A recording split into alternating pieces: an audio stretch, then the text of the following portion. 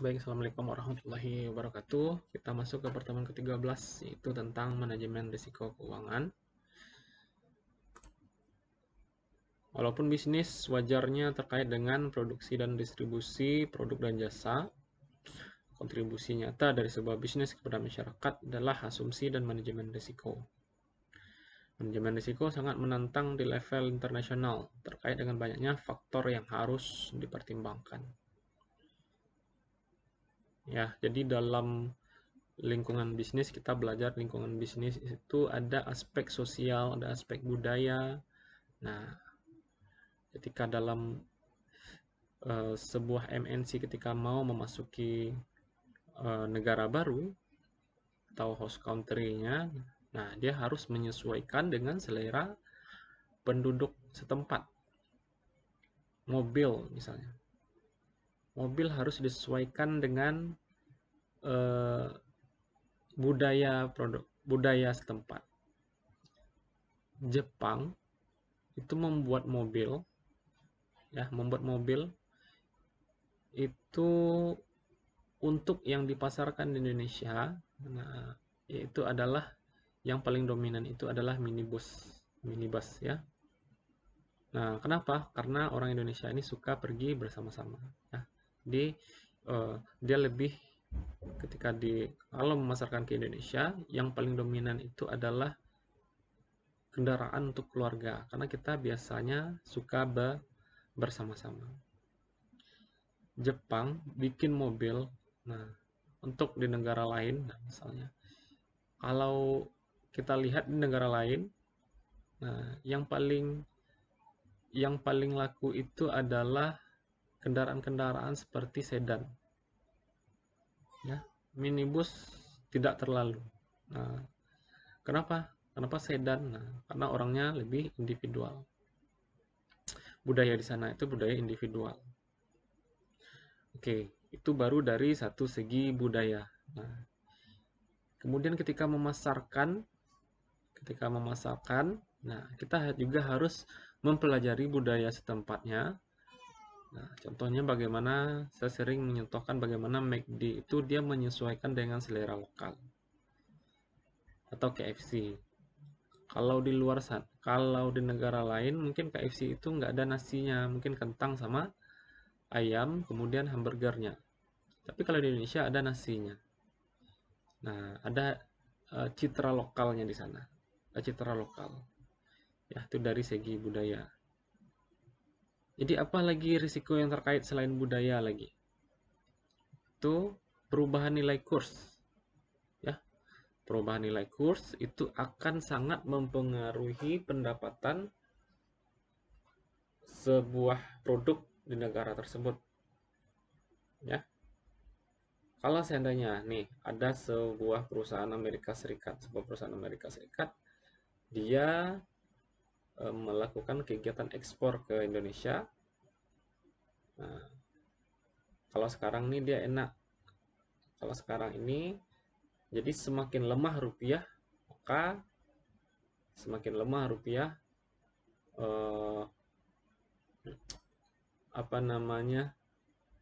dia akan membayar, maka dia akan mendapatkan rupiah yang lebih tinggi gitu.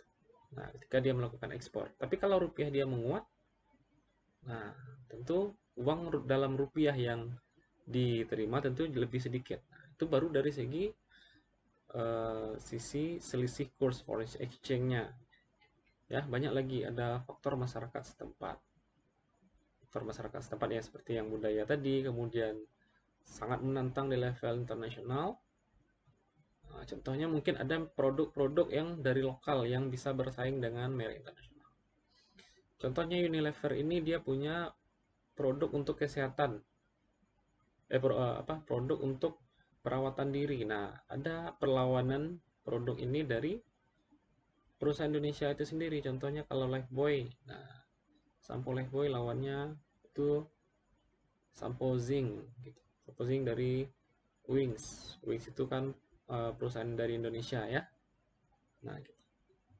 Contoh kalau dari luar negeri, contoh misalnya IKEA, ya. IKEA ini kan perabotan yang berasal dari Swedia. Lawannya siapa? Lawannya adalah Chris Bow. Chris Bow ini produk dari Indonesia, Chris Bow, ya. Nah, next. Tujuan dari manajemen risiko keuangan adalah tingkatan risiko individu. Tujuan dari manajemen risiko keuangan dalam tingkatan risiko individu adalah untuk mengurangi peluang meningkatnya kerugian yang berasal dari perubahan-perubahan yang tidak diperkirakan pada harga mata uang, komoditas, dan ekuitas. Pemajanan ini maksudnya exposure, maksudnya proses cocok juga proses terhadap ketidakpastian harga dikenal dengan istilah risiko pasar. Apa pentingnya manajemen risiko keuangan? Pertumbuhan cepat layanan manajemen risiko menyatakan bahwa manajemen dengan meningkatkan nilai firma dengan mengatur risiko keuangan, manajemen exposure memiliki manfaat, dapat membantu menstabilkan arus kas yang diinginkan di suatu perusahaan, memungkinkan sebuah firma untuk memfokuskan diri pada risiko bisnis utama. Pemilik utang, pegawai, dan pelanggan juga memperoleh keuntungan dengan adanya manajemen exposure. Kemudian produk derivatif dapat memungkinkan dana pensiun pemimpin perusahaan untuk menikmati keuntungan lebih besar. Manajemen exposure dapat mengatasi pemajanan pelanggan pada risiko-risiko ini. Nah, jadi manajemen risiko keuangan ini ya dia memiliki beberapa manfaat yang diterangkan pada poin-poin ini. Kita kenali dulu risikonya. Tadi saya sudah singgung tadi tentang foreign exchange-nya. Pemetaan risiko merupakan kerangka kerja yang berguna untuk mengenali beragam jenis risiko pasar yang mungkin terjadi. Kerangka kerja ini dimulai dengan memeriksa hubungan antara beragam risiko pasar dengan value drivers sebuah perusahaan dan pesaingnya, sering disebut juga dengan kubus pemetaan risiko. Oke, ini ya, contohnya ini kubus pemetaan risiko. Tadi saya katakan tadi foreign exchange. Nah, itu ya, foreign exchange berarti ada risiko dari selisih harga kurs. Kemudian cost of sales. Cost of sales berarti biaya penjualan, ada operating expense, kemudian pajak ya, pajak yang berlaku, perhitungan pajak yang berlaku di Belanda atau Unilever berbeda dengan perhitungan pajak yang berlaku di Indonesia karen. Kemudian apalagi interest rate, nah tingkat suku bunga. Kalau di Amerika Serikat tingkat suku bunga diatur oleh bank sentralnya namanya the Fed. Tapi kalau di Indonesia ada yang mengatur itu Bank Indonesia. Kemudian apalagi risiko pemetaan kubus, ada commodity price. Commodity price ini pasar yang menentukan. Ketika harga permintaan tinggi, kemudian persediaan sedikit, maka harga bisa sangat tinggi. Tapi kalau ketika penawaran tinggi, harga bisa menjadi tinggi, penawaran harga menjadi turun kan? Nah, ya, contohnya seperti CPO. Nah, CPO atau minyak kelapa sawit. Ketika tersedia banyak CPO di pasar, maka harganya akan jatuh. Nah, begitu juga dengan coal. Begitu juga dengan coal. Coal ini batu bara ya. Batu bara kalau dilihat, kalau semakin banyak batu bara, tersedia banyak batu bara, maka harganya stabil, tidak naik. Nah, tapi sekarang ada market risiko, ada lagi risiko yang berkaitan dengan contoh bagaimana undang-undang dalam untuk mengurangi emisi karbon. Nah, dengan adanya undang-undang mengurangi risiko karbon, nah tentu proses produksi tidak boleh terlalu banyak. Nah, itu adalah risiko juga gitu. Nah, ya, itu adalah risiko juga. Dan yang lainnya. Kemudian produk-produk substitusi gitu. Nah, itu akan juga menyebabkan risiko pasar. Contoh, impor batu bara. Nah, batu bara digunakan untuk apa? Kan banyak nih perusahaan batu bara. Batu bara digunakan biasanya lazimnya digunakan oleh PLTU kan, pembangkit listrik tenaga uap. Kenapa kok harus batu bara? Kenapa nggak kayu, Pak? Karena batu bara itu lebih cepat menghasilkan panas. Nah, karena dia kan PLTU kan Nah, karena PLTU kan uap. Nah, dia lebih cepat menghasilkan panas. Nah, itu gunanya. Kemudian ada produk-produk substitusi untuk perusahaan batubara, ya. Seperti apa contohnya? Perkembangan energi terbarukan, renewable energy. Contohnya pembangkit listrik tenaga surya. Nah, itu bisa akan mengancam impor batubara. Ya, ekspor dan impor batubara. Kemudian dalam misalnya dalam bidang energi lagi, dalam bidang energi minyak misalnya, penghilangan, ya. Di penghilangan itu mungkin ada persaingan. Nah, ada blok-blok di blok Rokan Hulu namanya, ada blok sangat banyak sekali mungkin, ya. Nah, ada persaingan, contohnya seperti perusahaannya kodenya MEDC. Nah, mungkin ada yang seperti Chevron, ya. Nah, Chevron itu kan punya perusahaan yang berasal dari California, Texas. Dulu namanya Caltex. Nah, ada perlawanan-perlawanan dari perusahaan-perusahaan lokal. Perusahaan-perusahaan lokal ini contohnya seperti Pertamina, kan BUMN kita, ya. Nah, di bawah Pertamina ini ada namanya PT El Nusa, itu anak perusahaan dari Pertamina yang sudah IPO. Pertamina sendiri juga belum IPO. Nah, itu persaingan-persaingan seperti itu juga termasuk risiko. Ya, juga termasuk dengan risiko. Kemudian mengukur trade-off. Peran lain yang dilakukan akuntan dalam proses manajemen risiko adalah mengukur trade-off yang berhubungan dengan strategi alternatif untuk merespons suatu risiko. Manajemen dapat memilih untuk tetap menghadapi risiko daripada melakukan pencegahan jika biaya pelindungan risiko lebih tinggi daripada keuntungannya.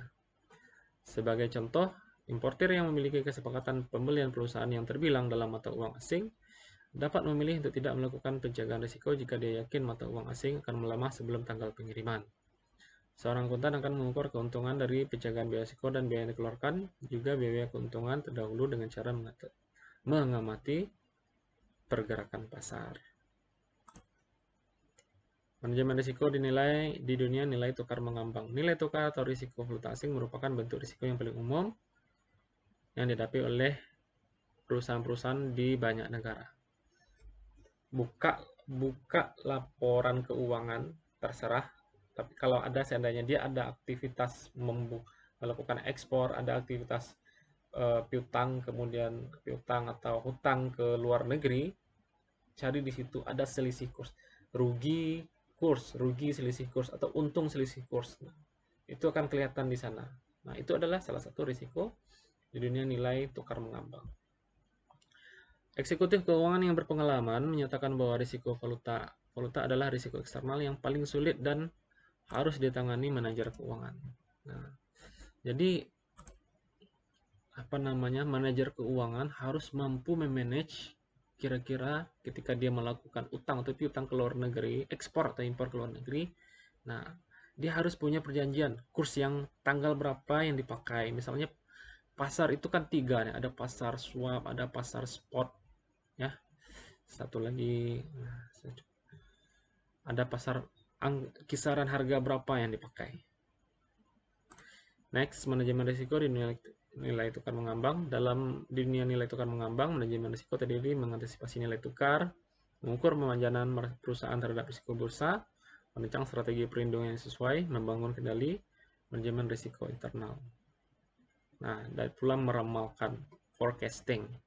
Bukan peramalan nasib, tapi lebih ke forecasting, peramalannya tapi lebih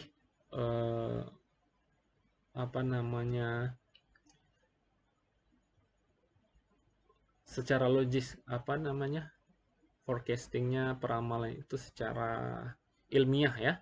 Dalam mengembangkan program manajemen risiko, manajer keuangan harus memiliki informasi tentang arah, waktu, dan besarnya perubahan nilai tukar.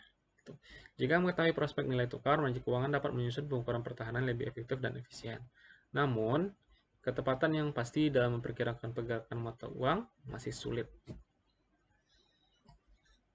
Oke, jadi Tuh, berbagai di banyak risiko-risiko yang terkait, ada foreign exchange-nya, ada interest rate-nya, ada commodity price, ada equity price, nah, ada harga saham, ya, dan lain-lain. Nah, itu risiko-risiko yang dialami oleh multinational company.